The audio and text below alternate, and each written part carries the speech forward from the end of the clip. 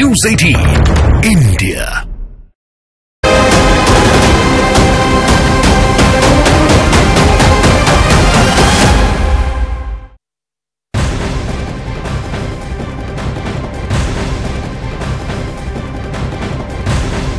तो राजस्थान में मुस्लिम समुदाय की आपत्ति के बीच आज सूर्य समाप्ति के मौके पर राजस्थान के सभी स्कूलों में छात्रों, शिक्षकों और अभिभावकों को सूर्य नमस्कार करवाया जाएगा।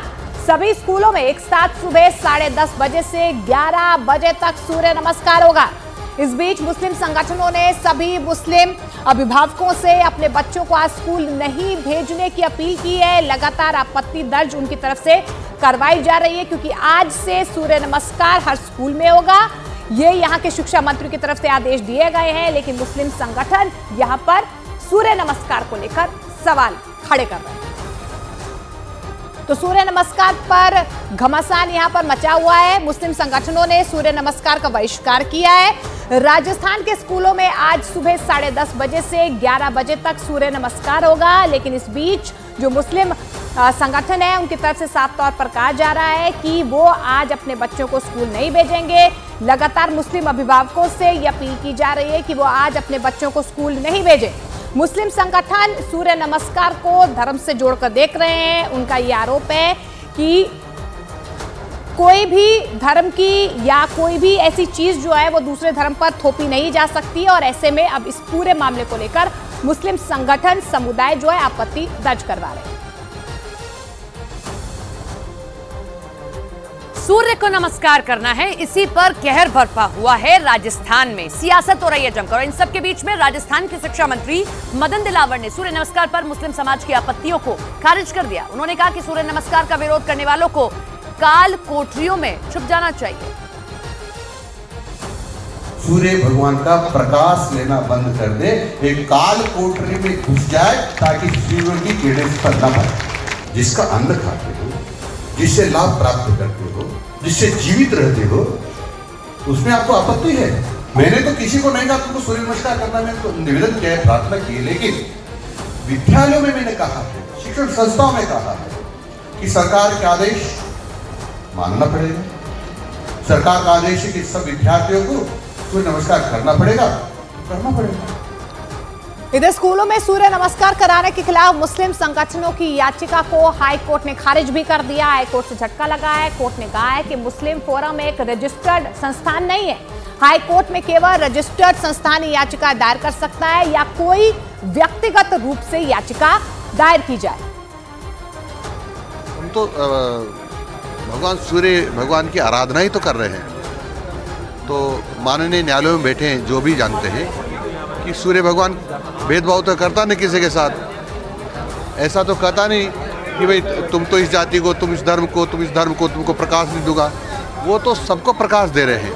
तो सबकी ड्यूटी बनती है कि हम जो देता है उसकी आराधना करें। सूर्य नमस्कार और उसकी पूरी प्रक्रिया को लेकर विरोध है, क्योंकि सूर्य नमस्कार एक योग नहीं है बल्कि एक वर्शिप है। सूर्य को भगवान मानते हुए उसकी इबादत है और एक ईश्वरवाद में विश्वास करने रखने वाले लोग एक अल्लाह के सिवा किसी और की इबादत नहीं करते। आप जब सूर्य उपासना करते हैं, सूर्य को भगवान मान के इबादत करते हैं, तो उसको सभी मजहबों और सभी धर्मों के लोगों पर थोपना बिल्कुल कानूनी तौर पर गलत है।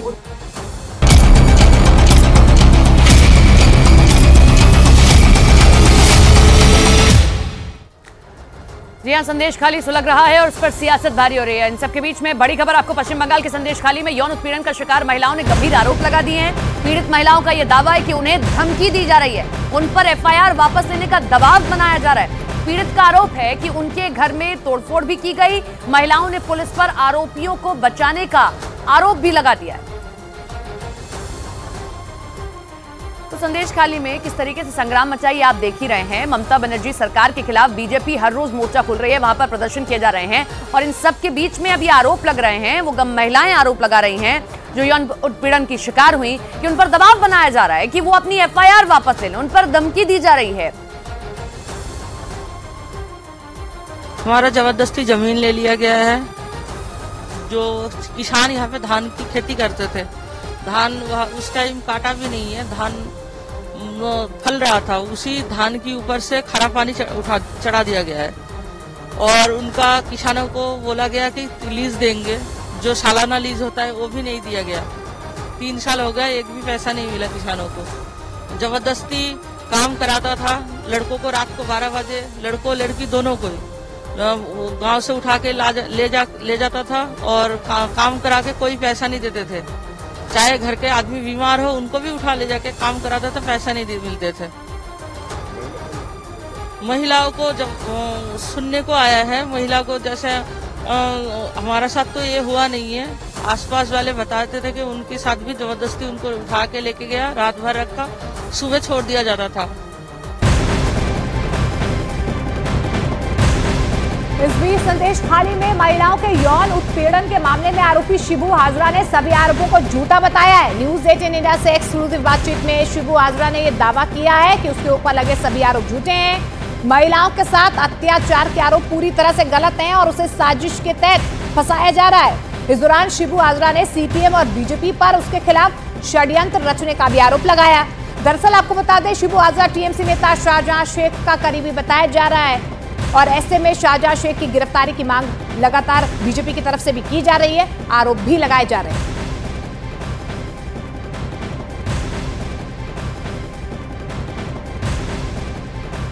और पश्चिम बंगाल में संदेशखाली हिंसा पर बीजेपी और टीएमसी में राजनीतिक टकराव बढ़ रहा है लगातार। बीजेपी ने संदेशखाली हिंसा मामले की जांच के लिए 6 सदस्यों की अपनी एक कमेटी बनाई है। बीजेपी ने अध्यक्ष जेपी नड्डा ने इस कमेटी का गठन किया है। इस कमेटी में 2 केंद्रीय मंत्री भी शामिल किए गए। बीजेपी की जांच कमेटी घटनास्थल पर जाकर पीड़ितों से मुलाकात करेगी और अपनी रिपोर्ट बीजेपी के राष्ट्रीय अध्यक्ष जेपी नड्डा को सौंपने वाली है।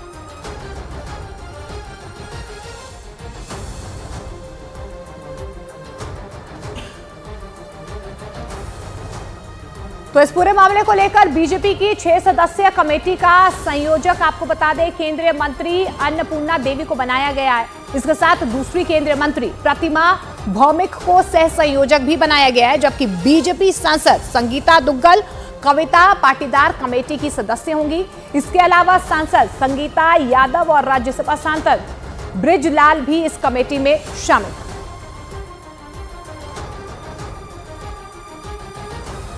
इन सब के बीच में पश्चिम बंगाल के राज्यपाल सीवी आनंद बोस और बीजेपी नेता शुवेंदु अधिकारी ने कोलकाता के अपोलो अस्पताल में सुकांत मजूमदार से मुलाकात की और उनका हालचाल लिया। इस दौरान शुवेंदु अधिकारी ने पश्चिम बंगाल पुलिस पर सुकांत मजूमदार के साथ दुर्व्यवहार करने का आरोप भी लगाया और इसके लिए ममता बनर्जी सरकार को जिम्मेदार ठहराया।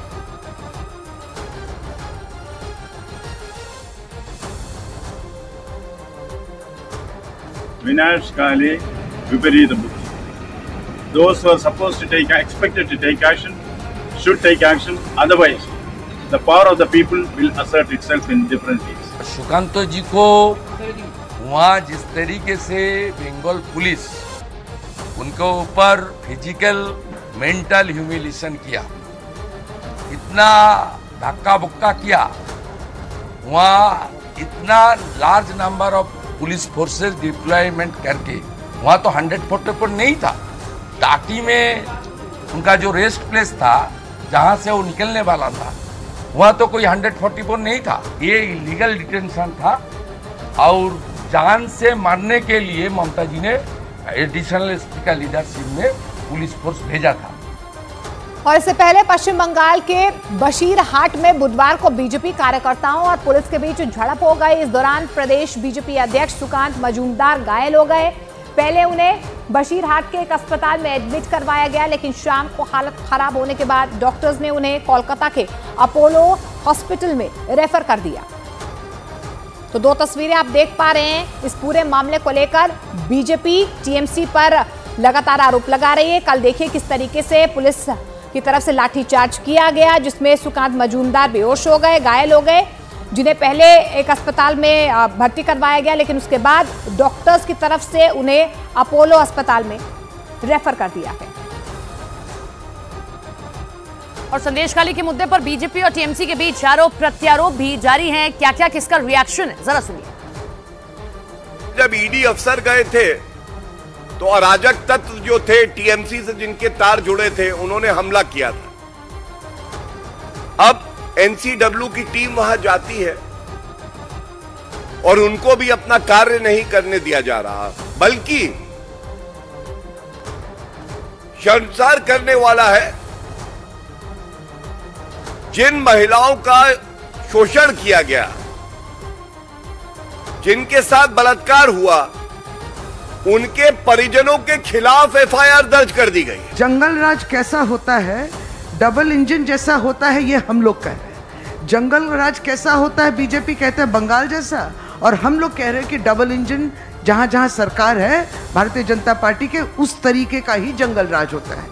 क्योंकि जब मणिपुर में आग लगती है और मणिपुर जल रहा है, मणिपुर में बलात्कार हो रहा है, सामूहिक बलात्कार हो रहा है, तब ये स्मृति ईरानी जी जो मोदी जी के मंत्री हैं, तब वो चुप रहती। तो दिल्ली से कोलकाता वापस लौटे राज्यपाल सीवी आनंद बोस ने यह बताया है कि उन्होंने संदेश खाली मामले की रिपोर्ट अभी केंद्र को नहीं दी है। दरअसल संदेश खाली में महिलाएं तृणमूल कांग्रेस नेता शाहजहां शेख के खिलाफ प्रदर्शन कर रही हैं। राज्यपाल ने सोमवार को इलाके का दौरा किया था। इस दौरान उन्होंने प्रदर्शनकारियों से मुलाकात भी की थी।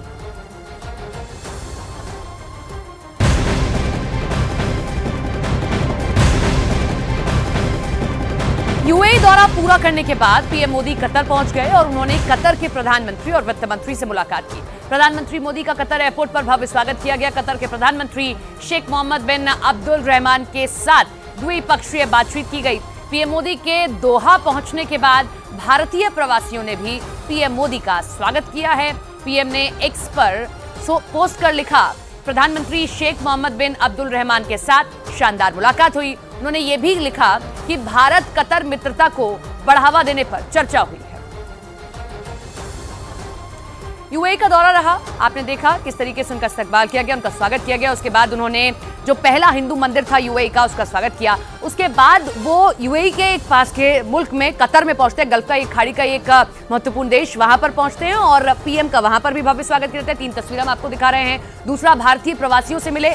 हर जगह की तरह यहां भी भारतीय प्रवासियों में खासा उत्साह देखने को मिला और पीएम से मुलाकात कर सभी उत्साहित नजर आए। और तीसरी तस्वीर, कतर के पीएम से मुलाकात की और कई अहम बिंदु जिन पर बातचीत हुई।